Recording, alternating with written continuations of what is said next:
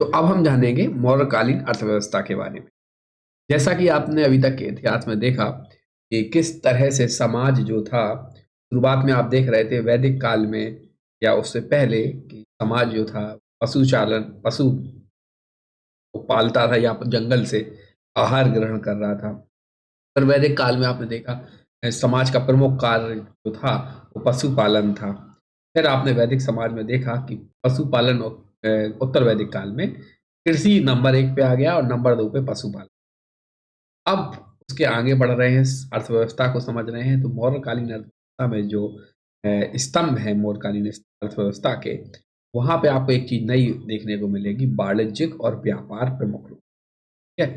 तो स्लाइड में भी यही बातें कही गई हैं कि मौर्यकालीन अर्थव्यवस्था के 3 स्तंभ हैं जिसमें जिन्हें सम्मिलित रूप से वार्ता या वृत्ति का साधन या मतलब काम करने का साधन कहा गया है।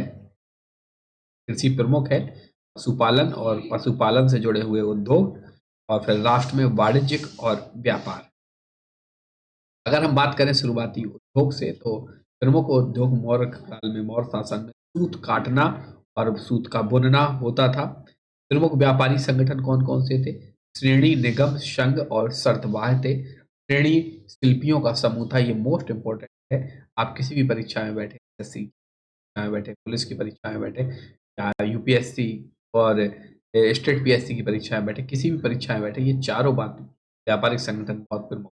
क्यों? क्योंकि इनमें से 2 पर क्वेश्चन आ चुके हैं, 2 पर आने की। श्रेणी कौन थे? श्रेणी थे शिल्पियों का संगठन था, निगम था व्यापारियों का संगठन, संघ था देनदारों या महाजनों का संगठन होता था, संघ। सार्थवाय कौन था? कारवा व्यापारियों का प्रमुख अधिकारी, प्रमुख व्यापारी था जो कि अनाज से संबंधित था। ये चौथा सार्थवाह अभी लेटेस्ट ही एग्जामों में, ठीक है? तो इस तरह से उद्योग चल रहे थे 4 प्रमुख लोगों से।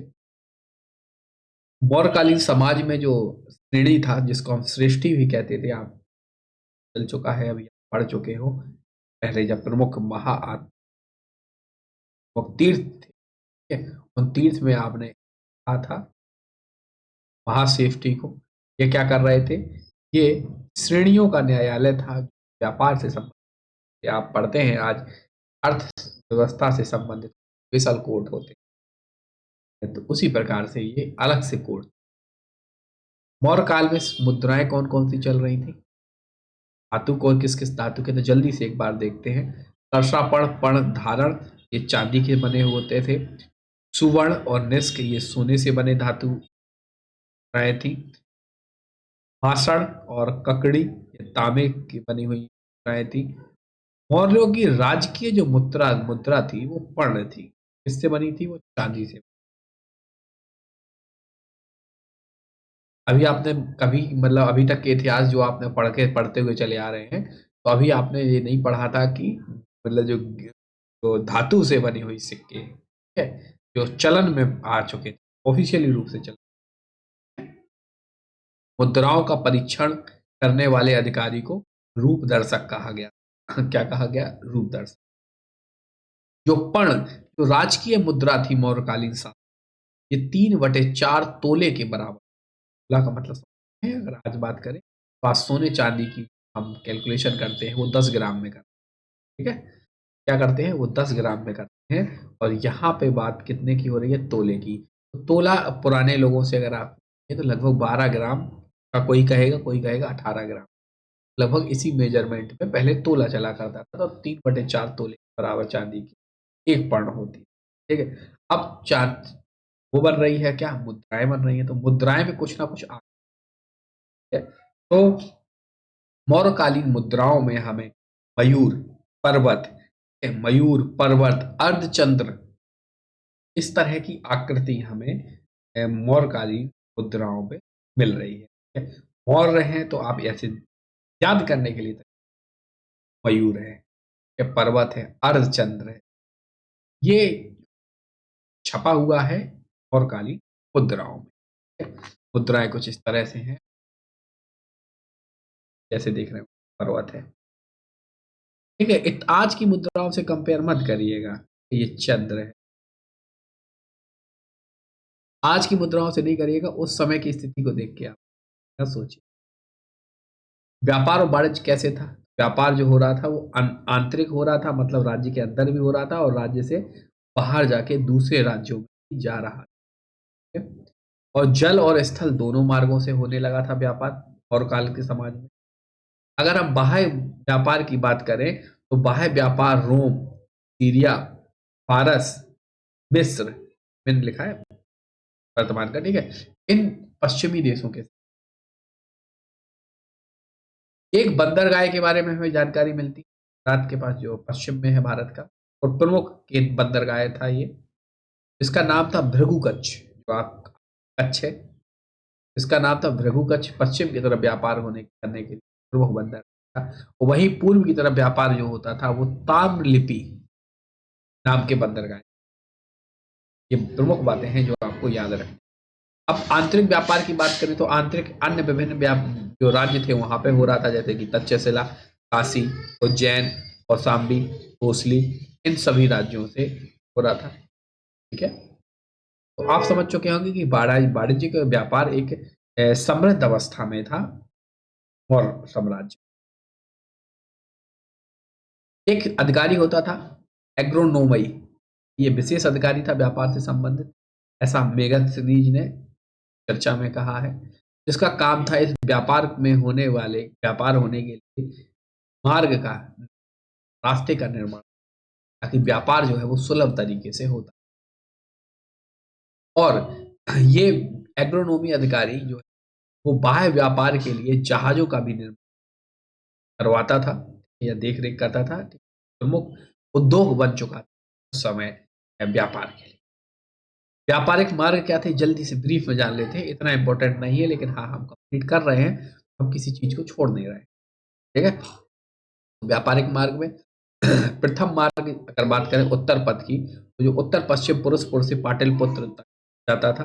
दूसरा मार्ग पश्चिम से पाटल से पूर्व में कौशाम्बी के समीप उत्तरापथ मार्ग में मिलता था। तीसरा मार्ग दक्षिण में प्रतिष्ठान से उत्तर में श्रावस्ती तक जाता था। ठीक है, और चौथा मार्ग जो था भृगु कच्छ से, आप प्रमुख बंदरगाह आपने देखा पश्चिम का, ठीक है, ये मथुरा तक जाता था, जिसका मार्ग में उज्जैनी भी पड़ता था। मोस्ट इंपॉर्टेंट जो बात जिसके लिए ये स्लाइड रखी गई है, भारत से मिस्र को हाथी दांत, कछुए, सीपियां, मोती, रंग, नील लकड़ी के निर्यात है। और अब बात करें भारत जो अब व्यापार हो रहा है देश के अंदर देश के बाहर, तो सिंपल सी बात है, राज्य क्या लेता होगा, राज्य इसका शुल्क लेता है, बिजनेस टैक्स, व्यापार शुल्क के रूप।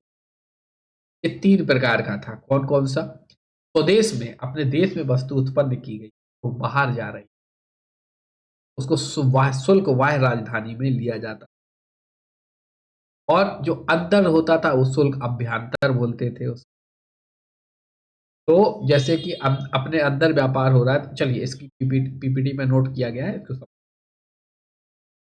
व्यापार शुल्क तीन प्रकार के होते थे। स्वदेश में उत्पन्न वस्तु पर लिया जाने वाला शुल्क वाह्य, राजधानी में लिया जाने वाला शुल्क अभ्यंतर, तथा विदेशी माल पर वस्तु पर लिए जाने वाला शुल्क आधित्य था। मतलब कोई विदेश से जैसे अपना माल मिस्र जा रहा है तो मिस्र से भी तो कुछ आएगा, उस पर क्या लगेगा, उस पर लगेगा आधित्य लगेगा।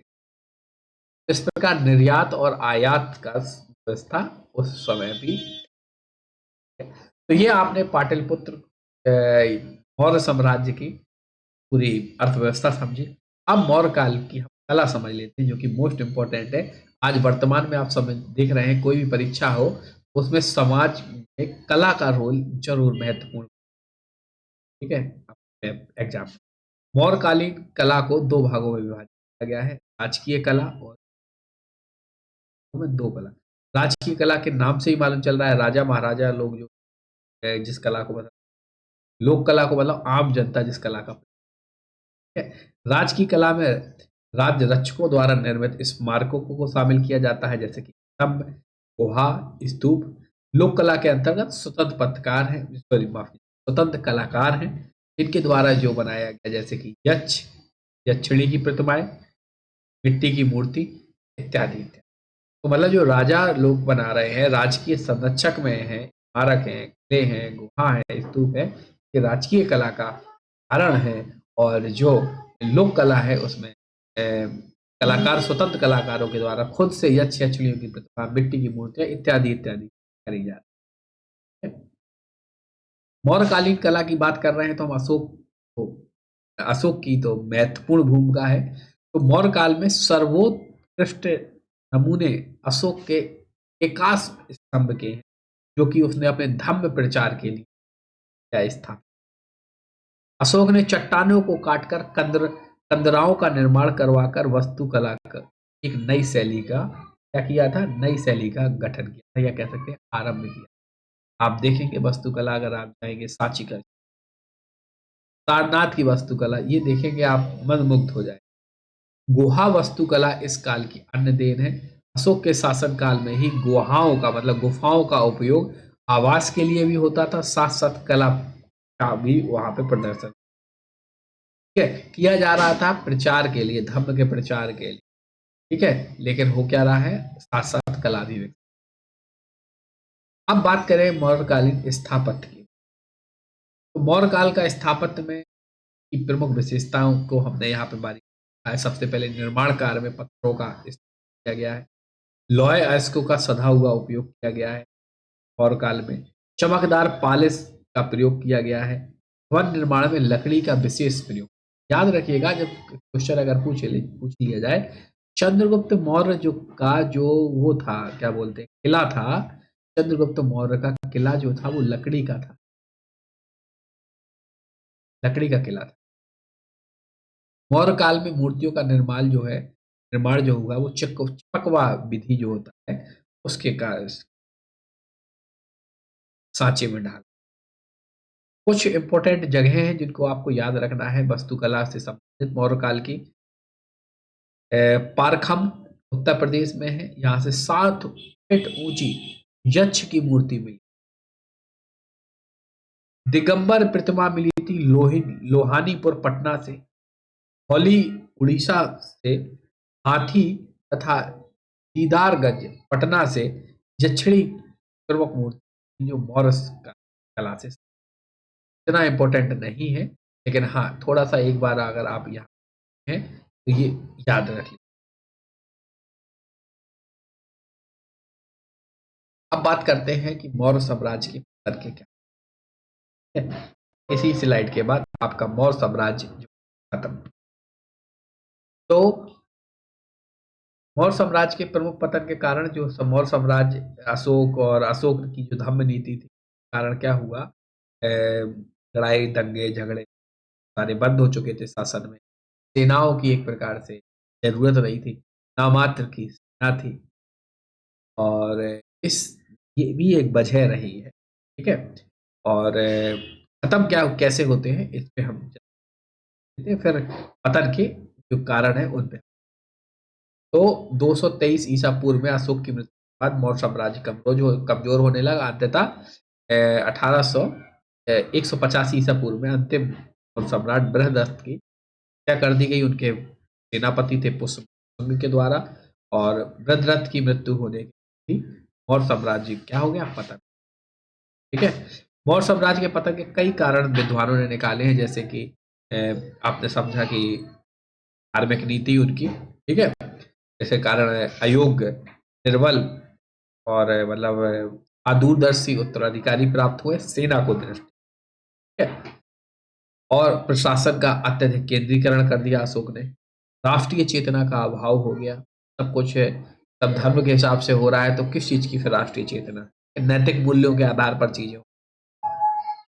आर्थिक एवं सांस्कृतिक असमानताएं पैदा हो गई, प्रांतीय शासकों के अत्याचार पैदा हो गए, ठीक है, जो प्रांत में थे। और टैक्सेशन की जो मात्रा थी वो बहुत अधिक। ये प्रमुख कारण थे मौर्य साम्राज्य। अब इसके बाद हम देखेंगे अगले लेसन में बौद्ध, जैन और वैदिक धर्म से, वैष्णव धर्म से। तो थैंक यू। अब हम मिलेंगे सर में। बहुत बहुत धन्यवाद आप सभी।